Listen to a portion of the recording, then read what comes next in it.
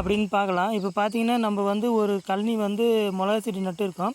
ஒரு 25 சென்ட் வந்து இருக்கும். ஸோ அது பார்த்தீங்கன்னா பாருங்கள், பூரா இலை வந்து சுருட்டலாக வருது பாருங்கள். இது வந்து நம்ம நட்டு ஒரு 10 நாளாக மிளகா தொடர்ந்து மழை பெய்யும், அந்த இலை சுருட்டல் நோய் வந்துருச்சு. ஸோ போன டைம் நல்லா நட்டதுனால நல்லா இருந்துச்சு. இந்த டைமு வந்து இலை சுருட்டல் நோய் வந்துட்டுக்குது. இலைக்கு அடியில் பார்த்தீங்கன்னாக்கா வெள்ளையாக பூச்சி இருக்கும். ஸோ அந்த இலை சுருட்டல் நோய்க்கு தான் காரணம். இது பார்த்திங்கனாக்கா நம்ம வந்து மீன் அமிலம் அடித்தோம்னா இயற்கையில் மீன் அமிலம் அடிக்கணும். ஸோ நம்ம வந்து மீன் அமிலம் வந்து 1 விட்டு ஒரு நாள் வந்து நல்லா செடிக்கு நல்லா குளிப்பாட்டி விட்டோம்னா சரியாக வரும். கரெக்டாக 1 விட்டு ஒரு நாள், ஒரு வாரம் 7 நாள் அடித்தோம்னாக்கா தெளிஞ்சிரும். ஏற்கனவே அடித்து தெளிஞ்சிருக்கு. ஸோ நம்ம வந்து மீன் அமிலத்தை ரெடி பண்ணி வச்சுருக்கோம் ஏற்கனவே. ஸோ அந்த மீன் அமிலத்தை நம்ம வந்து 1 விட்டு ஒரு நாள் இந்த மிளகா செடிக்கு அடிக்கலாம். அடிச்சுட்டு அதுக்கப்புறம் எப்படி இருக்குன்றதை நம்ம வந்து பார்க்கலாம். சரிங்களா? இது வந்து கத்திரி செடியெலாம் நல்லா தான் இருக்குது.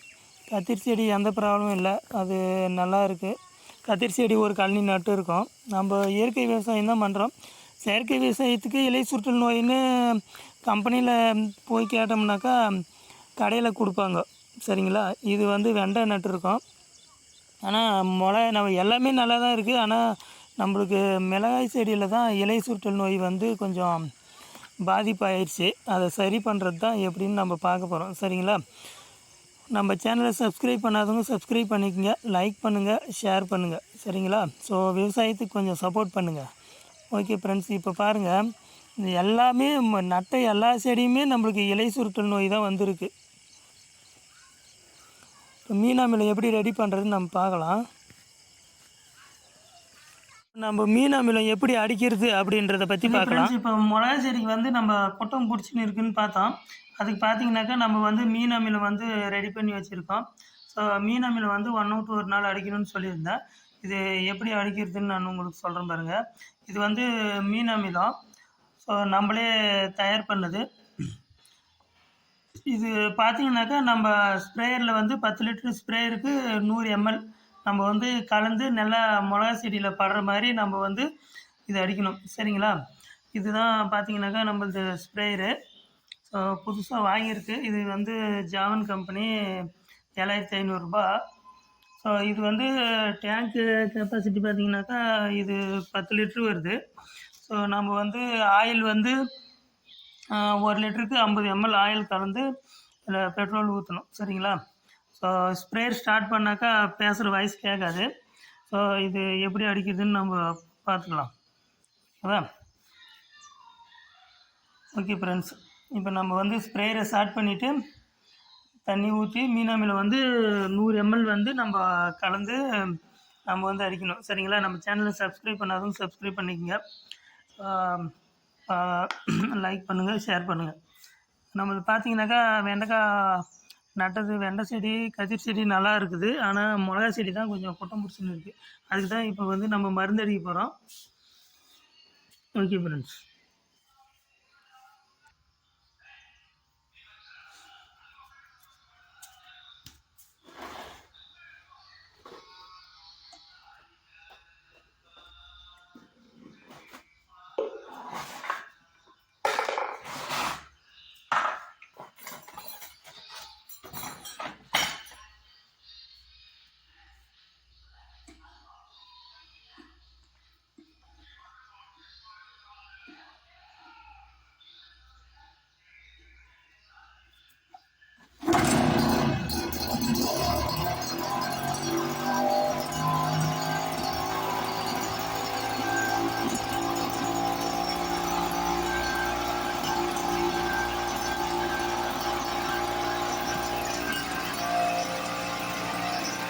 ஓகே ஃப்ரெண்ட்ஸ், இப்போ வந்து நம்ம ஸ்ப்ரேயரை ஸ்டார்ட் பண்ணிட்டோம்.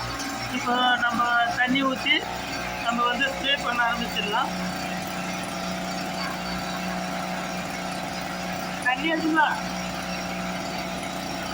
ஏய், தண்ணி எடுத்துங்களா?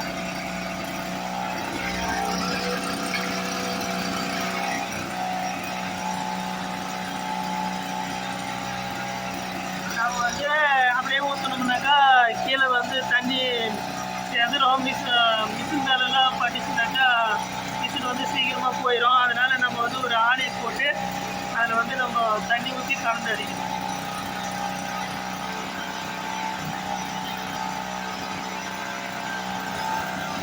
பார்த்தீங்கன்னாக்கா நம்ம வந்து அரை இது தண்ணி ஊற்றி வச்சுட்டுக்கிறோம்.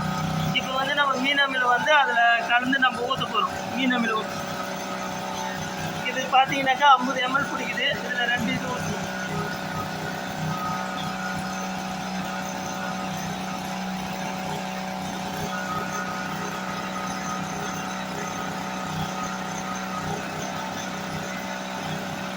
தண்ணி 2 இது 100 ml ஊற்றிருக்கோம்.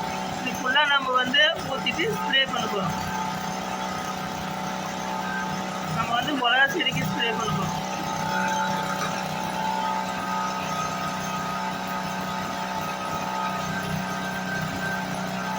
ஊற்று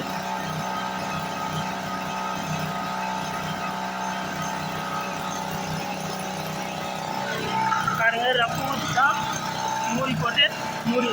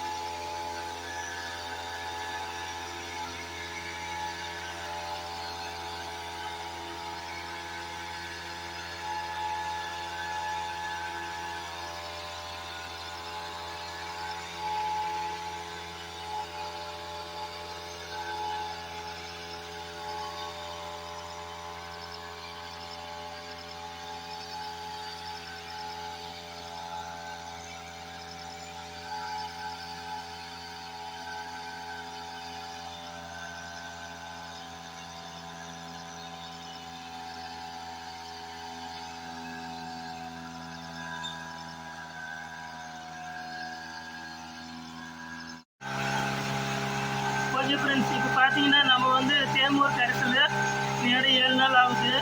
ஸோ தேமூர் கரைசல் வந்து நம்ம ரெடி பண்ணலாம். ரெடி பண்ணது எப்படி இருக்குன்னு இப்போ நம்ம அவுத்து பார்க்கலாம். ஸோ ஸ்ப்ரேயர் வேறு ஸ்டார்ட் பண்ணிக்கிறதுனால எப்படின்னு தெரியாது, இது பார்க்கலாம்.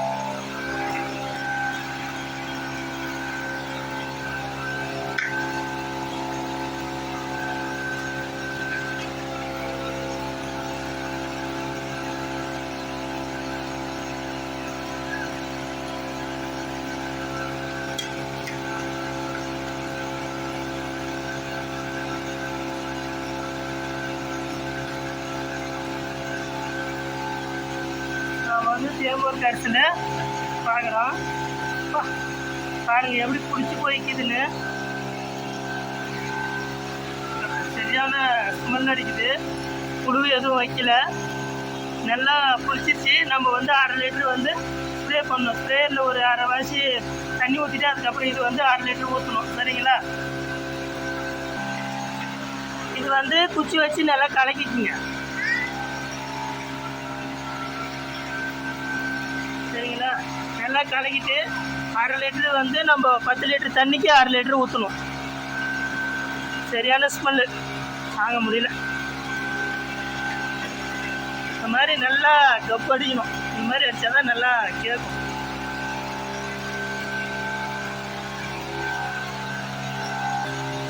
இது வந்து நம்ம 1/2 லிட்டர் ஊற்றிக்கலாம். ஊற்று ஓகே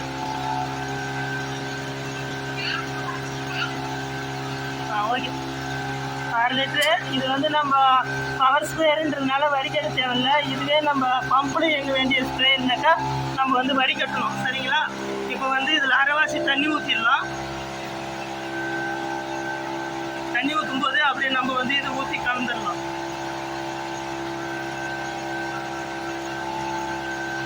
இது வந்து 10 லிட்டர் ஸ்ப்ரேயரு. கேமோர் கரைசல் எப்படி ரெடி பண்ணுறதுன்னு தெரியலனாக்கா கீழே டிஸ்கிரிப்ஷனில் கொடுக்குறேன், அந்த வீடியோவை பார்த்து தெரிஞ்சுக்கங்க.